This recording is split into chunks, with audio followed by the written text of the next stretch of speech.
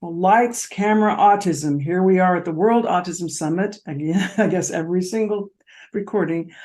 We have Thomas Edwards here, and Tom began to apply management principles to the leadership of neurodiverse employees in 2015. So welcome, Tom. Welcome. The complete lack of research into this question led Tom to develop a workshop for industry practitioners to begin building a body of practical knowledge. Tom has spoken on this topic at numerous organizations, including SAP Inc., the Children's Hospital of Pennsylvania, the National Agricultural Library, and the 2021 Villanova University. Villanova, I got to say it right. University TEDx conference. Additionally, Tom has made sure that the graduates of the engineering management program at Temple University are equipped to step up this challenge in the workspace. Okay. Several of these graduates have become involved in the Autism at Work programs at their organizations. So welcome, and we really are thrilled to have you. Thank you, Karen. What's inspired you to be involved with the first ever World Autism Summit? Well, Karen, the impact that I'm attempting to make centers on employment. Mm-hmm. And this is a new vision, right? This is a vision of how neurodivergent employees can make a contribution, a value proposition contribution. This isn't charity. This is about value proposition. And this way of looking at it is very new to many companies and organizations. It's been 10 years since SAP first announced their Autism at Work program.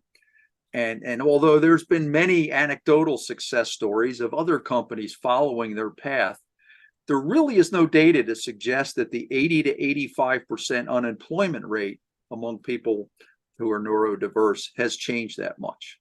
Mm-hmm. So, but previously I said that this is a new vision for companies, and that statement has a lot of implications.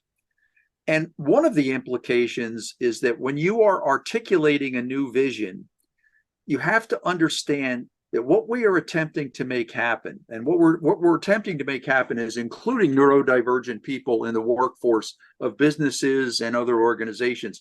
This is very new. It's a new vision for many organizations.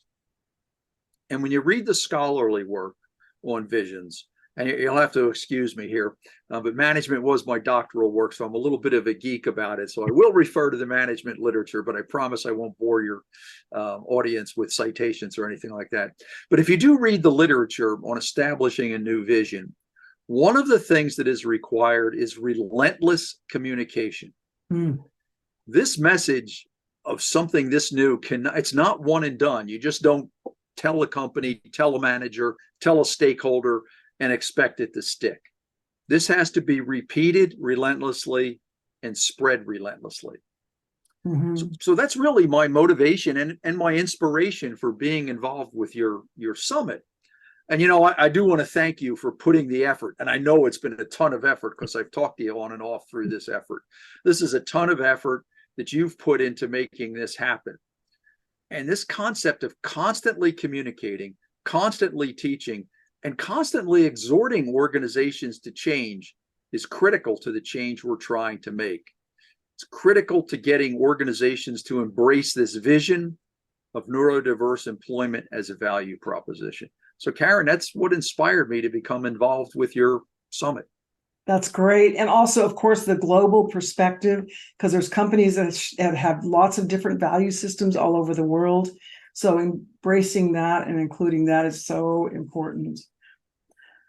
How do you hope to make the biggest impact in the world around your area of expertise? So Karen, so again, that's a great question. You're good at these questions. So again, the impact I'm trying to make is around employment. Yes. Now, I think it's self-evident that there's many things that go into what it takes for neurodivergent people to have a complete and full life and to be fully included in society. And employment is only one slice, one aspect of that. But it's an aspect where I have some ability to contribute. I've been a manager for many decades. I ran for-profit organizations for many years. Earlier, I alluded to that my graduate work was in management, and now I teach management at a university, in Temple University. So it's a place where I have some experience and knowledge, and I feel I can leverage some of this ability to help make this contribution. And that's what I'm trying to do. That's great. And you've been in the aerospace industry, like my dad was an aeronautical engineer, so you see things from a different lens too, right? That's terrific. Yes, your dad was an aeronautical engineer. Mm-hmm. That's very cool. I think people that spend some time in aerospace or the aeronautical industry, there's an ethos that comes with that. There's so much at stake. Things have to be done right. The technology is very challenging. The customers are very demanding, and if you get it wrong, bad things happen. So yeah, so anyone who's been in that spot, I have some empathy and some connection with them. So that's terrific. So this question of making an impact, right? The what we're talking about here, employment of neurodiverse people. I mean, this all started with the Autism at Work program at SAP. Or when I say it all started, that's when I first became aware of it. And this was 10 years ago. Mm-hmm. And I said earlier, there's some anecdotal data of other large organizations also stepping up to the plate and starting similar programs. Mm-hmm. Now, most of these large company programs are really aimed at the most capable of neurodivergent people. For a lot of these programs, a lot of these employment programs, you can't even be evaluated. You can't even get into the evaluation pipeline without an undergraduate degree. Mm. So you're already talking about folks that do have the capability to navigate an undergraduate degree at a university.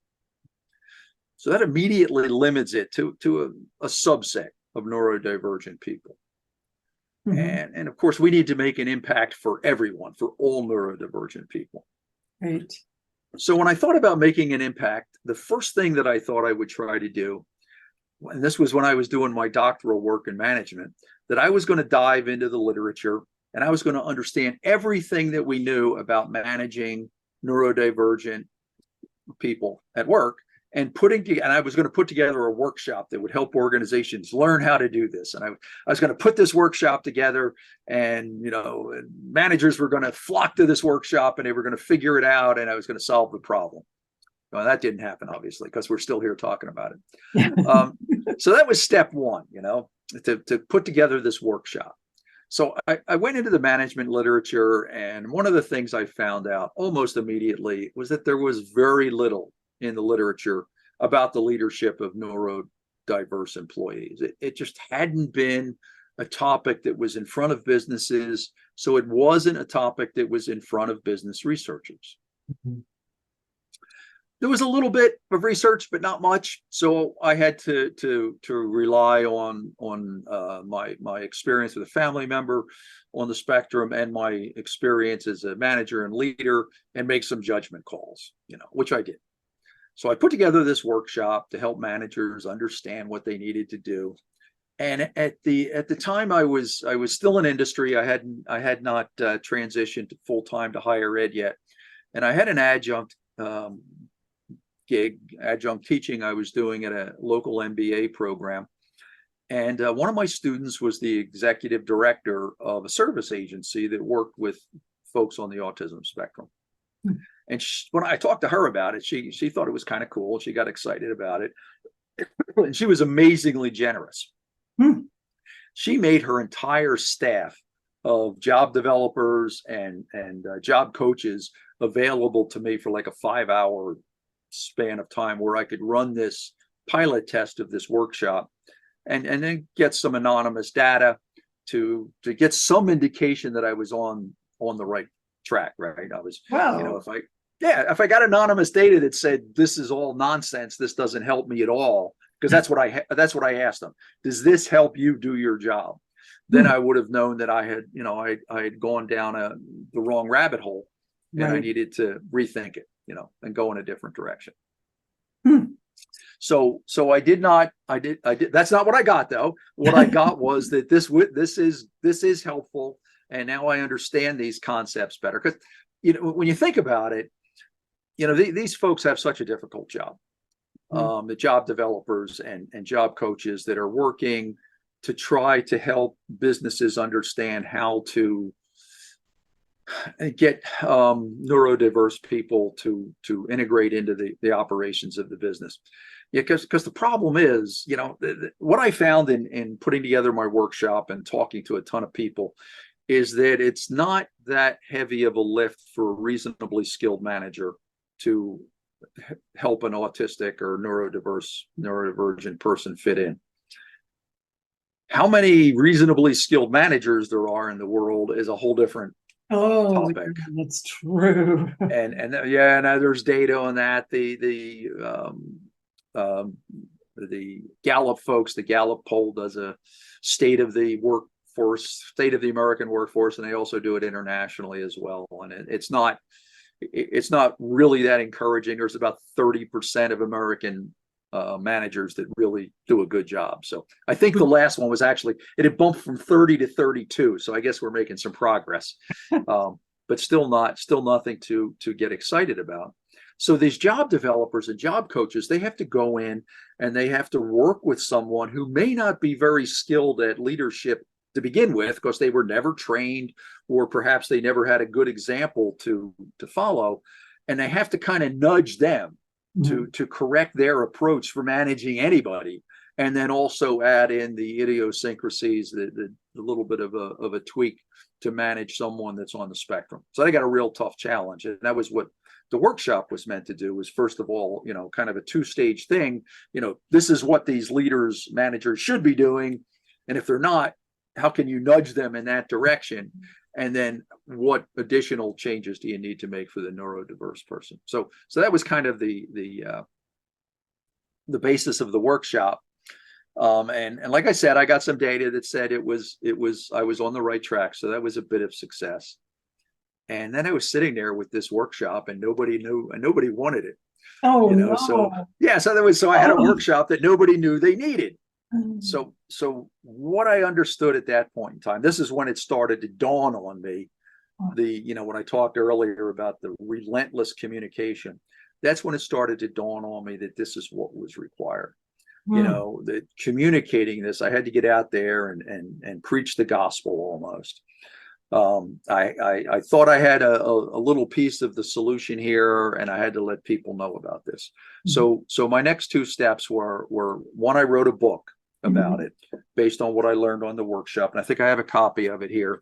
And I'll make sure that I can. Yeah, there it is. So it's leading team members with superpowers. By me, Dr. Thomas V. Edwards Jr. You can find this. You can find the digital version, the Kindle version, on Amazon. I'm not here to sell books. You can download the book for 99 cents because that's the lowest price that Amazon will let me charge. I'm not trying to make a couple of bucks on selling books. I'm trying to spread the word. That's much more important to me. The book's already paid for. I did a Kickstarter to cover the original production costs. So I've broken even already. And so yeah, anybody that's interested, it's about, taking management theory and trying to explain the management theory so that a practicing manager and not a scholar can understand it. That must have taken 7 iterations with various editors and stuff to make it that accessible. And then what do we know about applying it to someone on the spectrum? So that's the whole book. So that was my first step, was to try to put the book out there. And then the next thing I did was I did a TED Talk, which you had alluded to in the introduction for Villanova. And both of these, and that's another story too. I don't want to burn a lot of time here, but if you've ever interested in doing a TEDx talk and want to chat about it, it's a whole process. And one of the things that I learned about the process of the TEDx was that they kept adding stuff to it. Oh no. Oh yeah. I went in with like this 12-minute audition tape, And the team I was working with kept saying, well, this will make it better and that'll make it better. And they kept adding stuff. And I'm thinking, I think this thing should be shorter and not longer because I'm worried about keeping people's attention. But they were running the program, so they won the argument. And I ended up with this 19-minute long talk. And then, like about 2 months before we're having the thing, it dawns on me that there's no teleprompter. I have to do this from memory. Oh, So I got to memorize this 19-minute, talk, and so that was the biggest challenge for me. So if I ever do that again, I'm going to fight harder to keep it shorter because 19 minutes was pretty long. But that's out there. So these two communication tools were out there, the book and the TEDx, and both of these were what I felt I had to do to support this concept of relentless communication. Now, I've still only given the workshop once, and that was years ago. But just about a month ago, I was contacted by a government organization here in the U.S. government organization, and they want to talk to me about the workshop, about putting on the workshop for some of their managers. And they found out about me by the TEDx talk. Oh, good. So that's out there, and somebody saw it and they said, this sounds like what I need. And they, sent me an email, said Temple, and we've been chatting about it. We haven't come to a conclusion yet, but we've been chatting about how I can do this workshop. And so that's and I think that's a good example. It's only one data point, but it's a good example of what this is, why the communication is so critical, and why forums like this summit are so important, because this is someone I would have never come across in my day-to-day life. I saw the TEDx, contacted me. Hopefully I'm going to get the opportunity to go to this organization and do a workshop with some of their leaders and sensitize some of their management to what they need to do differently. So this is one of the biggest reasons you do what you do. This is answering the next question of why you do what you do in the autism world.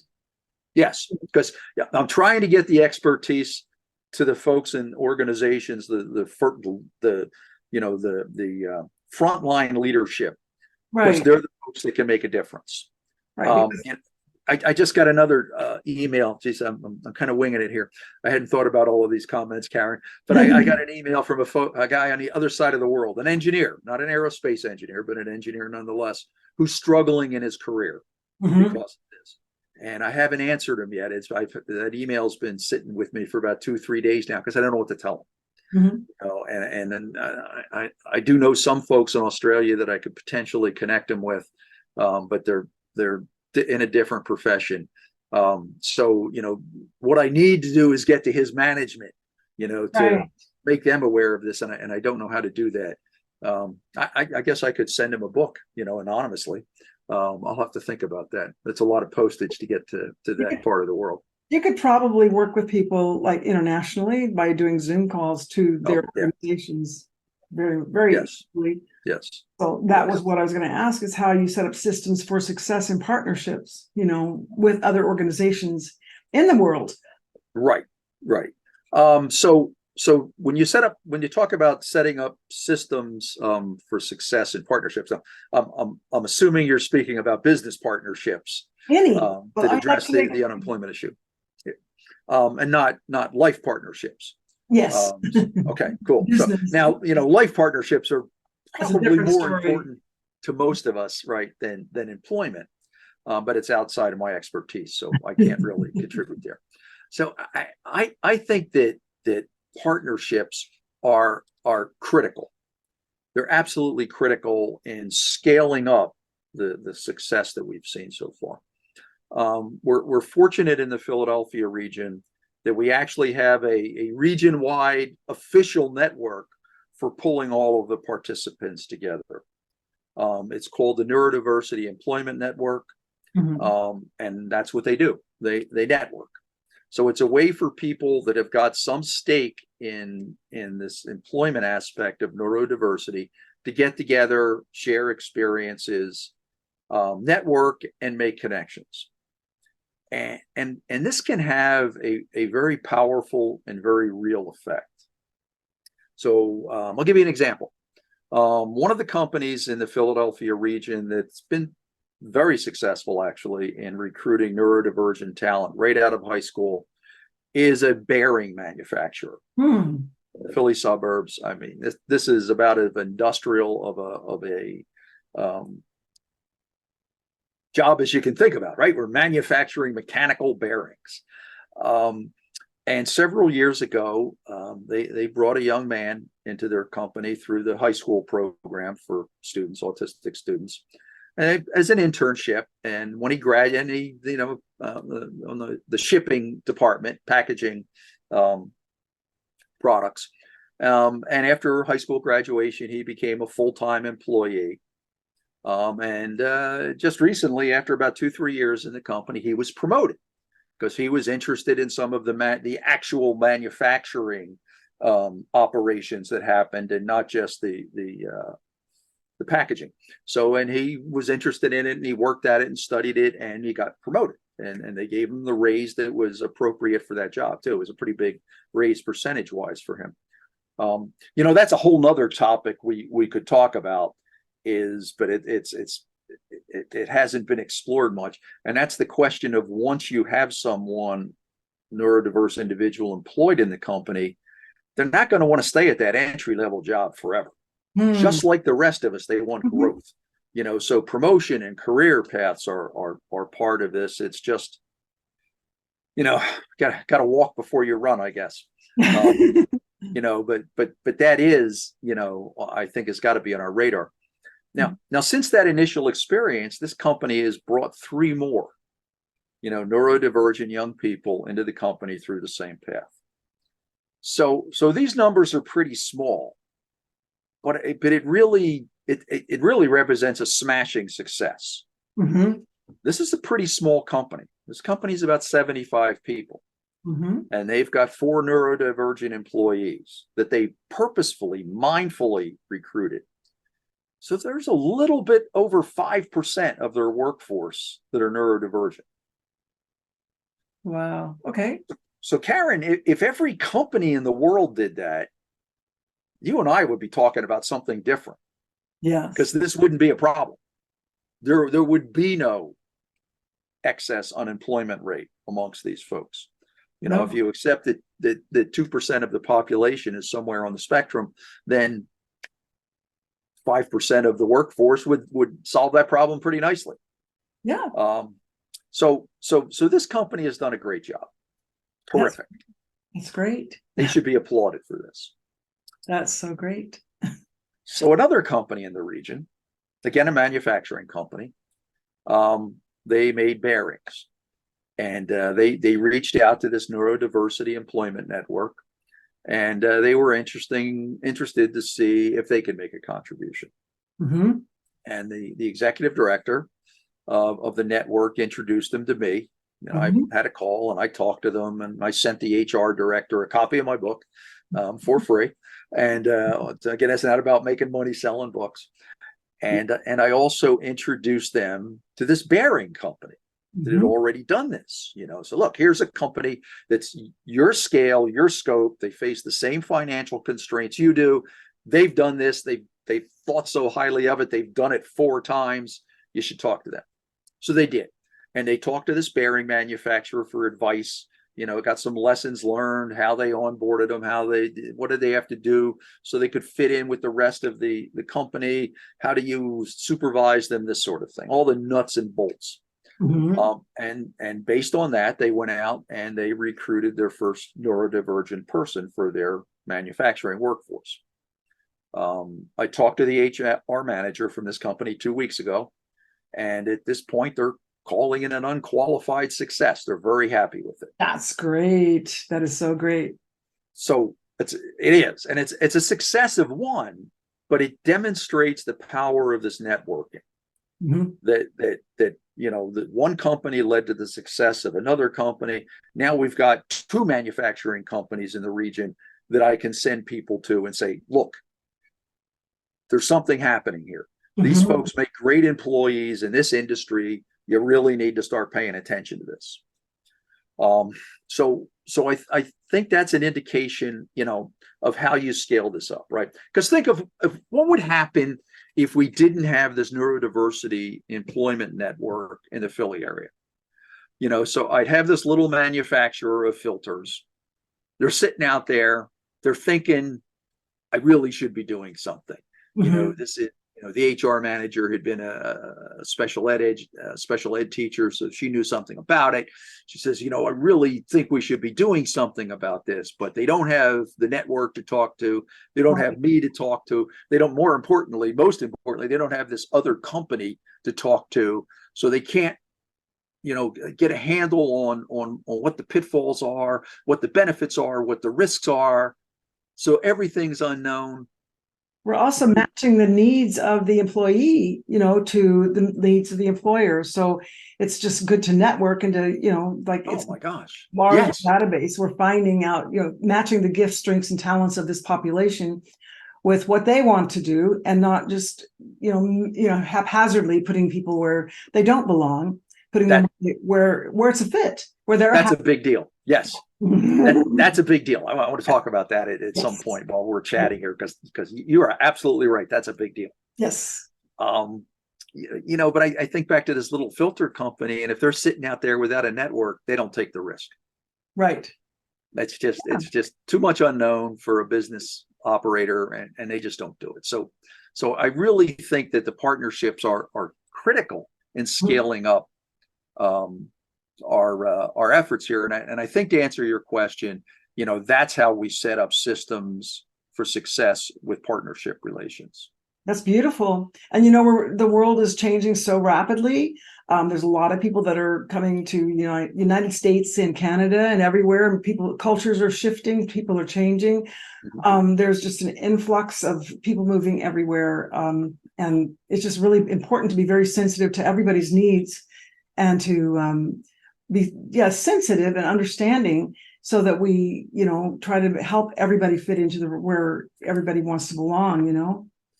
And that's not, again, this is not a prompt for my TEDx or my book or anything like that, but I call that puzzle building. Okay. Leadership by puzzle building, right? Find a way for everybody on your team to fit in and make their contribution, right? Mm-hmm. It's not that child's toy where you try to put the round peg in the square hole. Mm-hmm. And when it doesn't fit, the child sits there and bangs on it with a hammer. That's not a real good management metaphor. To force the round peg into the round hole, that usually doesn't work or the round peg into the square hole doesn't work very well. You're better off thinking of it as finding out how people fit together and making a contribution that way. Right. Yes. Yeah. Okay. Well, you have, you've mentioned scaling up several times. Can you tell me more about what you'd like to scale up and how? Sure. So let's step back for a second. Okay. And kind of ballpark the scope of the challenge. Okay. I'm going to use Philadelphia as an example because I've actually run the numbers on Philadelphia. But every place in the world is going to be similar to this, right? Mm-hmm. So we have about 6 million people in not that every place in the world is like Philly. I mean, no. But the challenge is going to be the same. So we got about 6 million people in the region, the suburban region, South Jersey, and the city.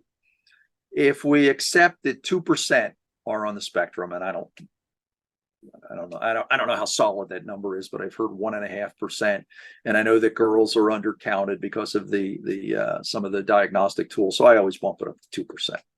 So that would be 120,000. Folks in the Philly region. And some subset of this are of working age, between 18 and 62, whatever it's required to take. So if we swag that at 50%, we're talking about 60,000 people. Okay, if we have an unemployment or underemployment rate of 80%, that's 48,000 jobs that are needed. We're celebrating victories of hundreds of jobs.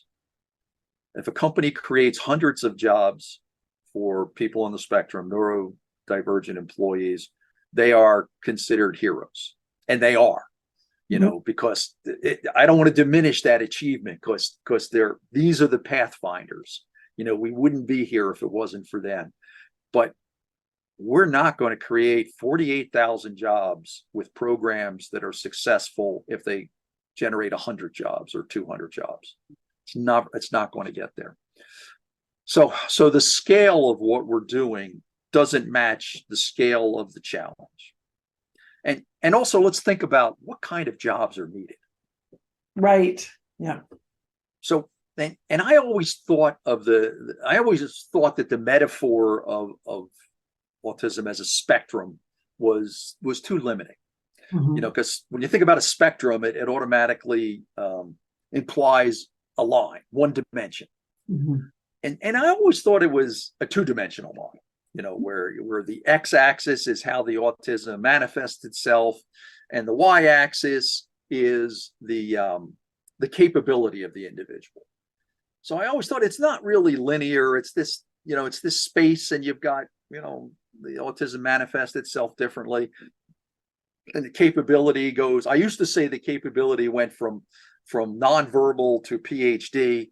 And then at an event a couple of months ago, back in October, I met a young woman who was completely nonverbal, who was the valedictorian of her college graduating class. So I can't even say that anymore. So this y-axis of capability probably has more complexity than you can capture with, you know, the concept of a line. So I thought we had this two-dimensional problem that was facing us. And then I had an experience where I was contemplating making a case to bring a certain business to the Philadelphia region. There's a certain entrepreneur who's created a terrific business model in the technologies for autistic employees, neurodivergent employees. So I was considering, you know, do I make the pitch to this fellow that you know, scaling up by bringing an operation to Philly, does that make sense? And so I brought my brain trust together. I call it my brain trust.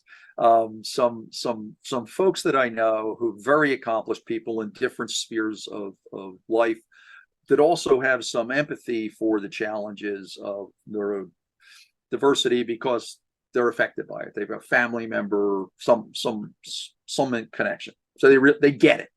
Mm-hmm. And so I'm pitching this thing to them and describing it and asking for their detail, their input on it. And one of my brain trust members, she says, you know, my daughter would never do this. You know, to sit behind a computer terminal and do tech work all day.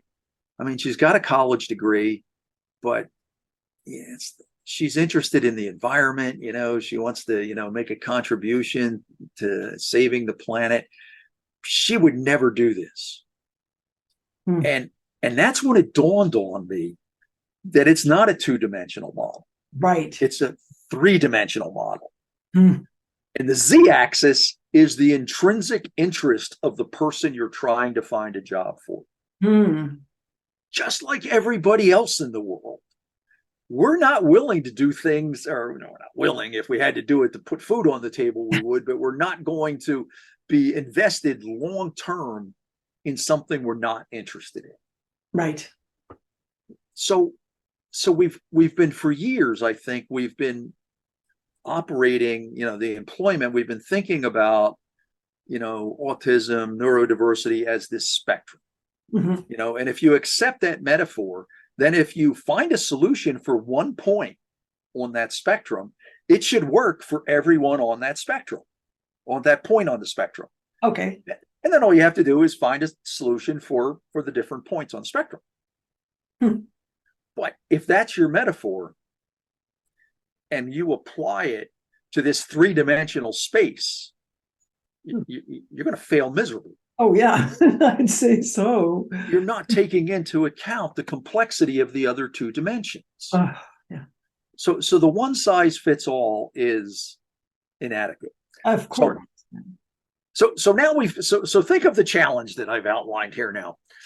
We're calling a success story something that generates hundreds of jobs, but the need is for tens of thousands. And there are tens of thousands of jobs that are dispersed throughout this three-dimensional space of autism, capability, interest. probably not a surprise that one size fits all approaches don't work. Not. So how do we do this? We need tens of thousands of jobs spread throughout this three-dimensional space. How do we do this? So Database. say again. A database. A database would help. I like I tend towards self-organizing, solutions that can adapt to the realities as they're discovered. So I think, in my humble opinion, we need to approach this on I call them vectors, three vectors, that stays with the geometry of three dimensions and so we're going to have three vectors. And I think it's large companies, that we've talked about before. There's some models for success here. Some have been top down. I am aware of some larger companies that are bottoms up. Large aerospace company in our region has a group that's been created, pretty successful, by not by top management, by working management. I think I've made an impact here at the university. The university has recently hired someone to make sure that all of our neurodivergent students get a job experience before they leave college that will help them in their search for employment after they graduate. I think they need to do more, but that's okay. That's a win. We're going to start there and figure it out there and then expand. So the university that I work at becomes more of a solution to this.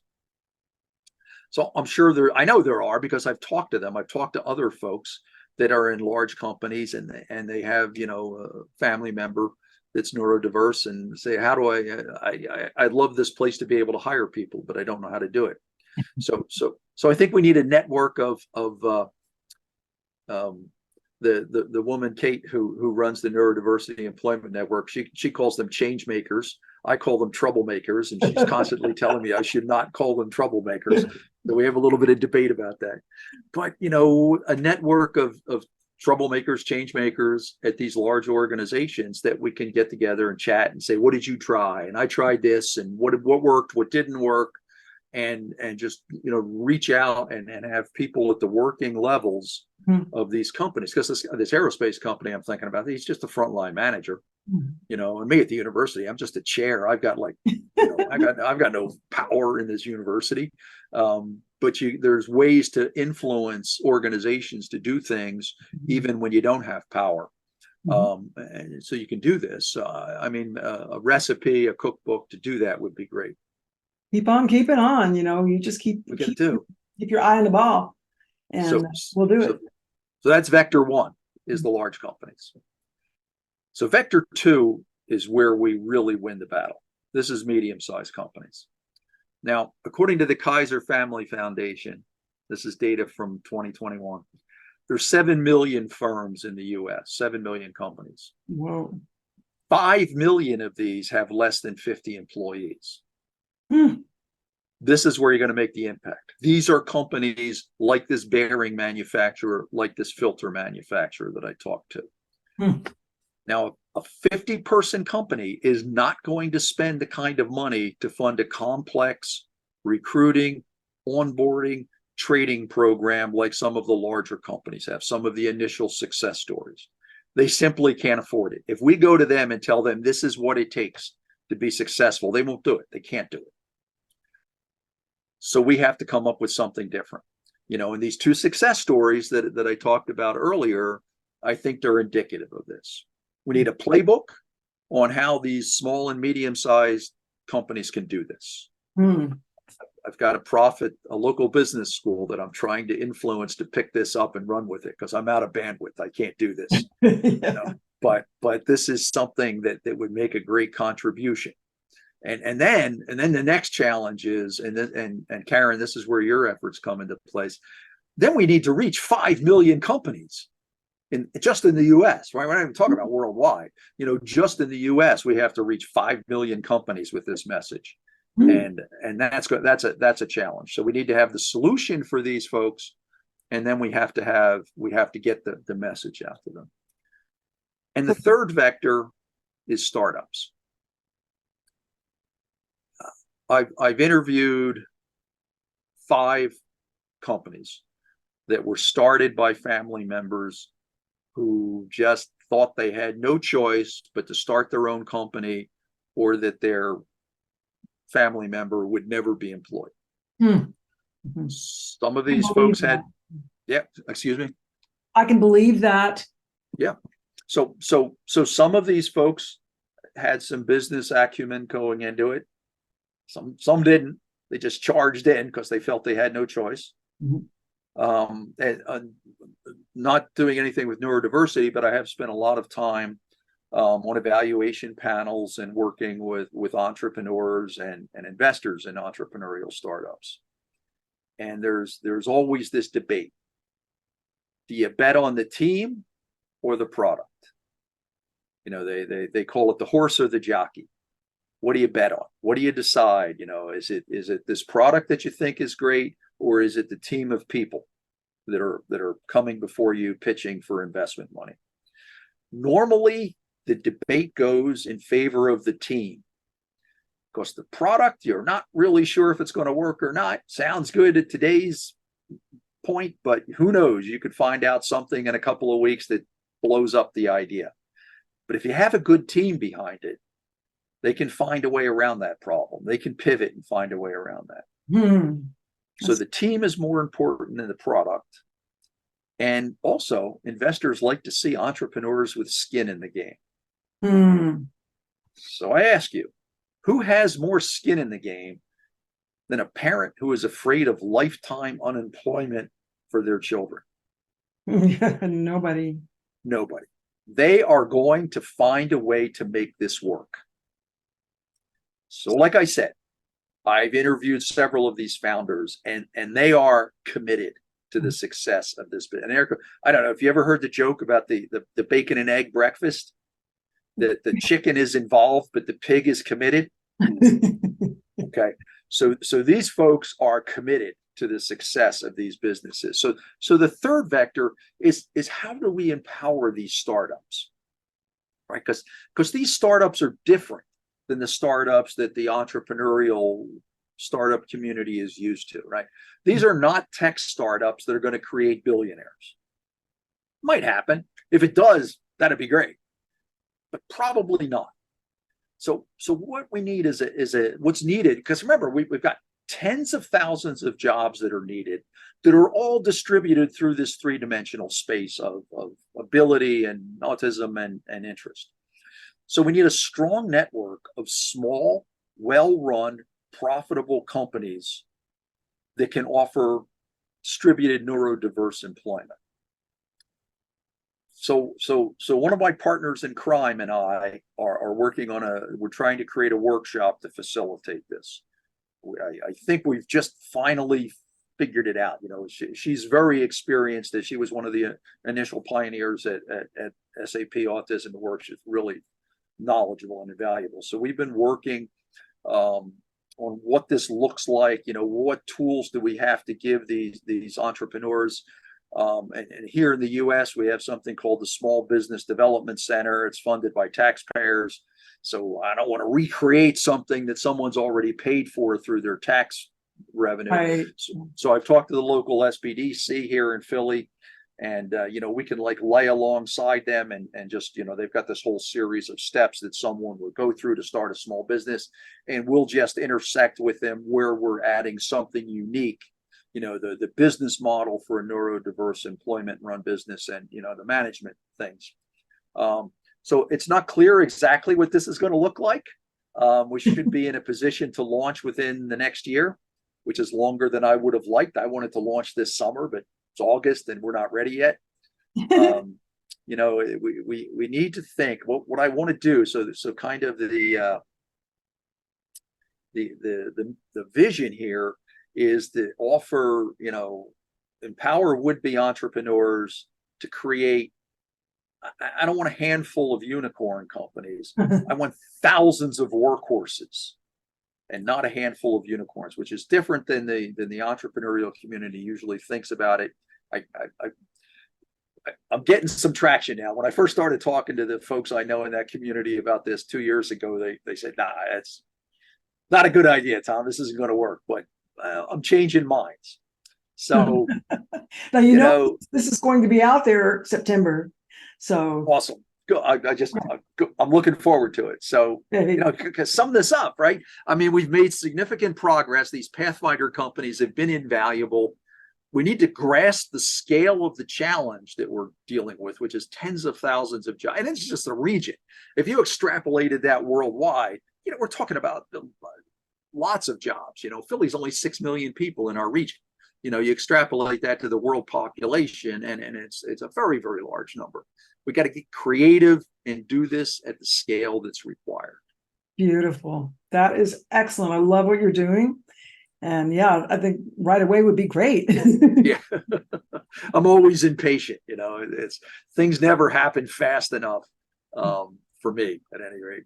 But that's a beautiful vision. I love it. I love the 3 parts to it. That's really good. So yeah. So how can people get in touch with you if they want to get in touch with you? Sure. The best way to get in touch with me is my work email, Temple University. Okay. It's TVE, Tango Victor Echo, Thomas Vernon Edwards, TVE at temple.edu. That's the email that comes through my phone. So it's like I check it at least 20 times an hour, I think. I don't answer them 20 times an hour, but I'll park it someplace and get back to it. So yeah, absolutely. Somebody that I can connect with someone to help them with their mission. Be happy to connect with anyone. Well, that is a beautiful message. I love what you had to say. And do you have any other comments for the audience or anything?